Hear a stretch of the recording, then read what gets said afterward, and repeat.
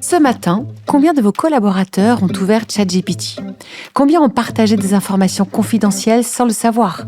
Combien ont créé quelque chose avec l'IA sans que vous sachiez à qui cela appartient ? L'IA transforme vos entreprises plus vite que vos règles ne s'adaptent et c'est exactement là que tout peut déraper.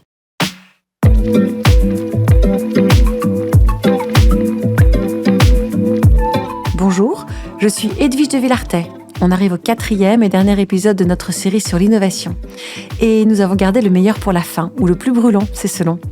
L'IA est partout, dans vos entreprises, dans vos équipes, dans vos process. Elle accélère, amplifie, transforme la façon dont vous innovez. Mais elle soulève aussi des questions juridiques nouvelles, complexes et souvent mal anticipées. Pour en parler, j'ai le plaisir d'accueillir deux expertes, toutes deux avocates associées chez Fidal, dont c'est le quotidien.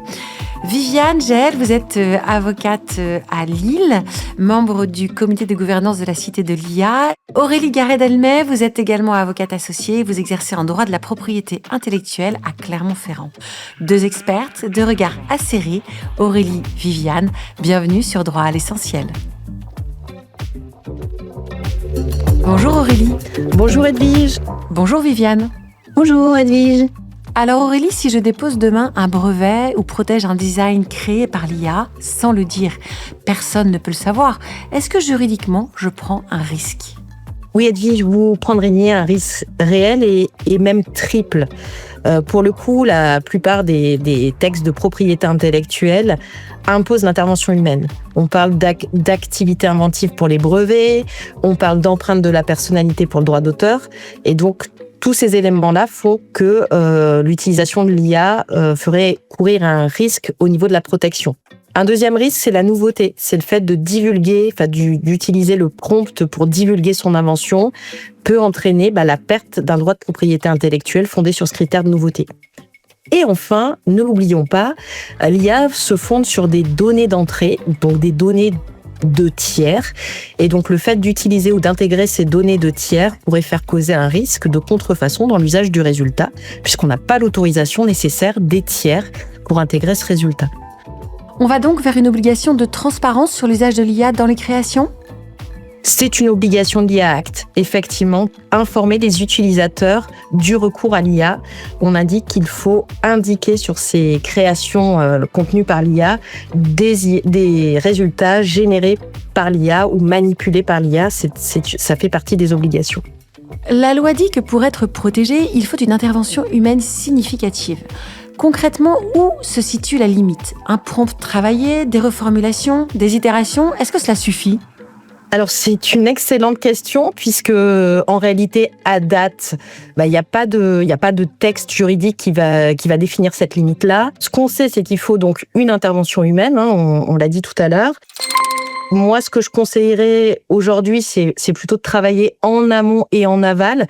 C'est-à-dire que ce qu'on intègre dans le prompt, ça soit déjà quelque chose avec une empreinte de personnalité. Le résultat, c'est qu'on le laisse pas tel quel et c'est qu'on réintervient dessus. Moi, j'aime bien dire que le prompt, pour moi, c'est l'idée. Et aujourd'hui, en droit de la propriété intellectuelle, on dit que l'idée, c'est le libre parcours. Donc, le prompt, tout seul, c'est pas suffisant pour avoir cette intervention humaine. Ça, c'est le premier point. Deuxième point, quand même, attention, soyez vigilants en fonction des outils d'IA qu'on utilise. Il y a des conditions générales d'utilisation et ces conditions générales d'utilisation peuvent venir rajouter des exigences de titularité ou autres. Donc, c'est aussi important de regarder ça. Aurélie, les entreprises qui utilisent l'IA pour créer sans se poser de questions, prennent-elles des risques et si oui, lesquels ? Je dirais, elles prennent des risques pas tant dans l'utilisation, le fait d'utiliser ou pas d'utiliser, elles prennent surtout des risques dans comment l'utiliser. J'allais dire, c'est surtout le risque déjà, c'est que le résultat il soit pas protégeable, qu'on n'ait pas d'appropriation, qu'on puisse pas le protéger. Le risque sur la confidentialité, voire le secret professionnel en fonction des professions. Et puis le risque que ce résultat, potentiellement, ça soit une contrefaçon de droit des tiers. Donc, j'allais dire, il y a déjà ces trois principaux risques qui sont quand même pas des moindres. Une simple politique interne suffit-elle à protéger l'entreprise ou faut-il aller plus loin ? Alors mon conseil, c'est en effet déjà de se doter de cette politique interne, mais ça ne suffira pas à protéger l'entreprise et les données à caractère personnel. Il va falloir probablement aussi former les équipes, auditer les outils utilisés d'intelligence artificielle et puis, par exemple, vérifier les conditions générales des outils d'IA qui sont utilisés. On va se poser la question de savoir où sont les données, comment elles sont utilisées pour entraîner le modèle, etc. On parle beaucoup d'IA ouverte et d'IA fermée. Concrètement, quelle est la différence pour une entreprise qui veut protéger ses données ? Alors déjà, quelques notions. L'IA ouverte, ce sont des modèles type ChatGPT, Gemini, etc., où les données saisies peuvent être utilisées pour améliorer le modèle. C'est-à-dire qu'on n'a aucune garantie de confidentialité pour les données de l'entreprise ou les données à caractère personnel qui sont utilisées. L'IA fermée, à l'inverse, qui est déployée par exemple sur l'infrastructure de l'entreprise ou avec un contrat de traitement de données dédié, dans cette hypothèse-là, les données restent dans le périmètre de l'entreprise. Et concrètement, une entreprise qui n'a pas les moyens de déployer une IA fermée, quelles sont les options qui lui sont ouvertes ? Alors vous avez raison de le souligner parce que, en effet, tout le monde n'a pas les moyens de se doter de ce type d'outils qui est plus onéreux que les IA ouvertes. Dans ces cas-là, ce qu'on peut recommander, c'est d'utiliser les versions entreprises, des outils grand public type ChatGPT entreprise, etc. Et on accède dans ces hypothèses à des garanties contractuelles sur les données qu'on ne retrouve pas dans les IA ouvertes grand public. Ça peut être un bon compromis. Alors Aurélie, le RGPD est-il adapté à l'IA ? Ou est-on dans une situation où la loi court après la technologie sans jamais la rattraper ? D'une manière générale, la loi, elle est tout le temps en retard par rapport à la technique et tout ce qui est technologique. Le RGPD, donc Règlement général sur la protection des données, s'applique aux données personnelles. C'est son cœur d'action. Les IA, toutes les IA, n'utilisent pas forcément de la donnée personnelle. Vous avez des IA qui peuvent fonctionner sans recours. En revanche, les IA qui utilisent la donnée personnelle doivent intégrer la réglementation sur ces données personnelles. Quelques adaptations. Typiquement, le CEPD qui regroupe toutes les CNIL, on va dire, toutes les autorités de données personnelles européennes, a émis des avis pour essayer d'adapter justement le RGPD, la réglementation sur les données personnelles, aux IA. La CNIL aussi est venue faire un certain nombre de recommandations pour justement favoriser cette adaptation, tout en sécurisant d'un côté la protection des données personnelles, mais tout en favorisant quand même l'usage de ces IA. Et peut-on dire que le règlement européen sur l'IA change la donne ou est-ce encore insuffisant ? Alors, l'IA Act a considérablement amélioré, j'allais dire, la situation et la réglementation, notamment parce que pour philosophie, en fait, fonctionne un peu sur l'éthique et la responsabilité.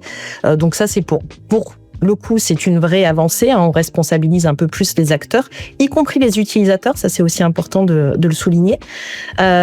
En revanche, les textes sont encore silencieux sur un certain nombre de sujets, notamment la titularité des droits, la titularité des droits antérieurs, la titularité aussi des résultats, ce qu'on a un peu dit tout à l'heure.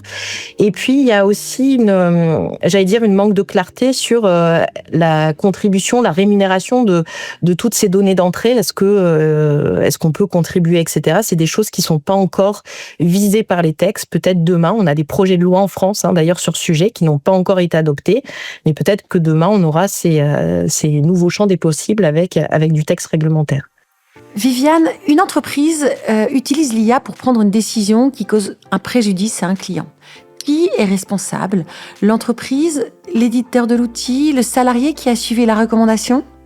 C'est clairement l'entreprise qui utilise l'IA qui sera responsable vis-à-vis de ses clients. On va pas pouvoir se cacher derrière un outil. Alors, ce qu'il est possible d'envisager, c'est en deuxième intention, pour l'entreprise concernée, éventuellement de se retourner contre l'éditeur, mais ce sera un recours séparé qui est relativement incertain et qui ne concerne pas directement la responsabilité qu'elle endosse vis-à-vis du client. Et très clairement, le fait de dire « Oh, c'est pas moi, c'est l'IA qui a décidé » ne dégagera pas l'entreprise de sa responsabilité. En d'autres termes, la décision finale appartient toujours à l'humain qui a choisi d'utiliser l'outil et d'appliquer son résultat. L'IA fonctionne par probabilité, mais ne dégage pas nécessairement la vérité. Concrètement, qu'est-ce que cela veut dire pour une entreprise qui s'appuie sur ses résultats au quotidien ? Vous avez raison, c'est très important de rappeler le fait que l'IA ne donne pas des vérités, mais donne des résultats par probabilité.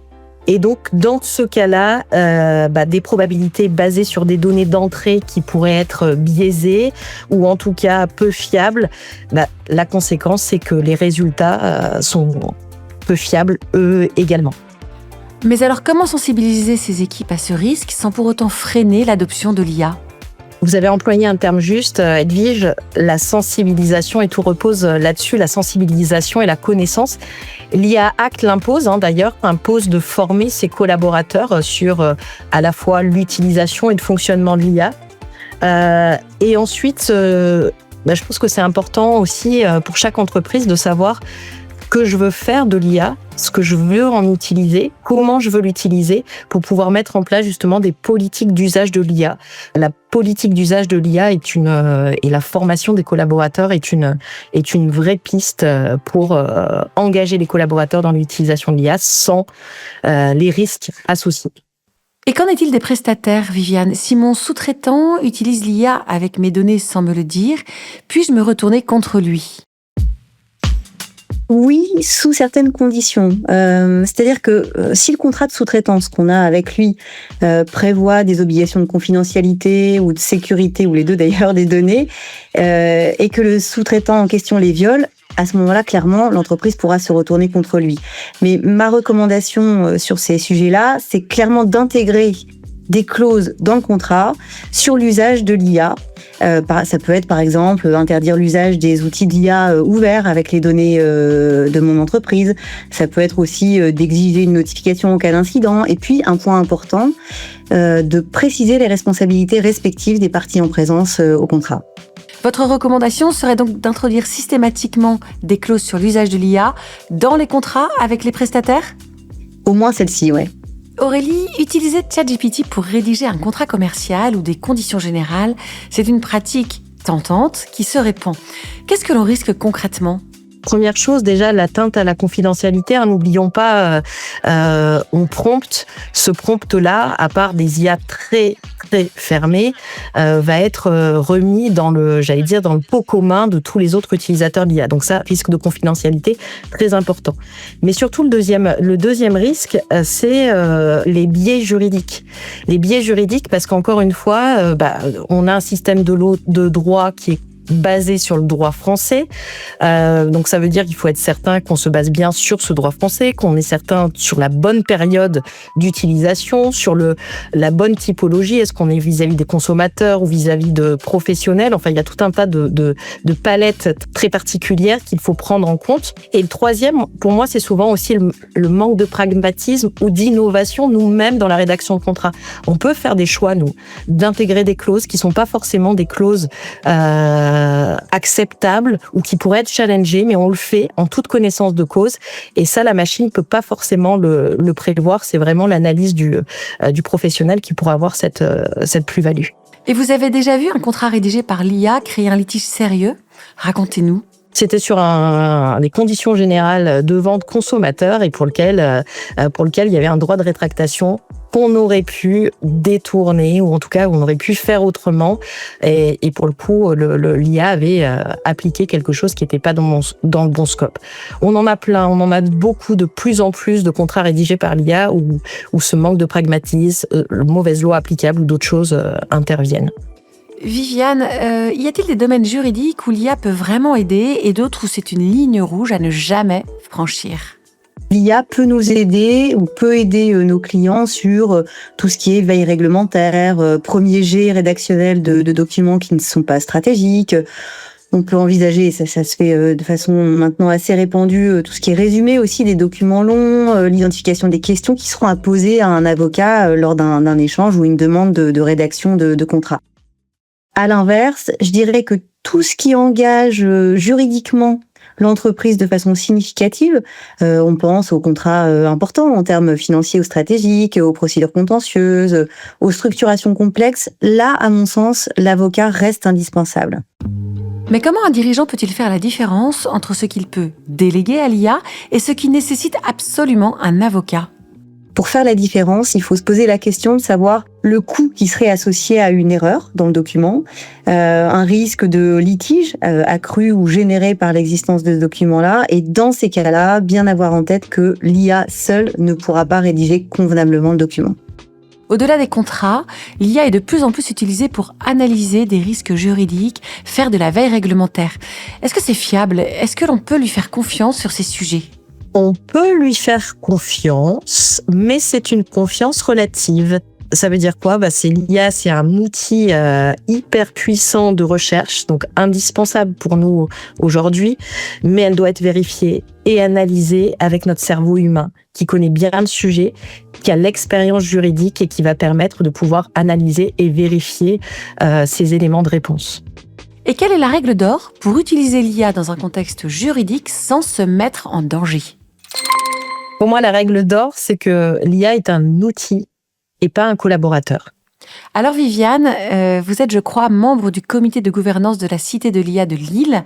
Concrètement, qu'est-ce que cela veut dire mettre en place une gouvernance IA dans une PME ? Par où commencer ?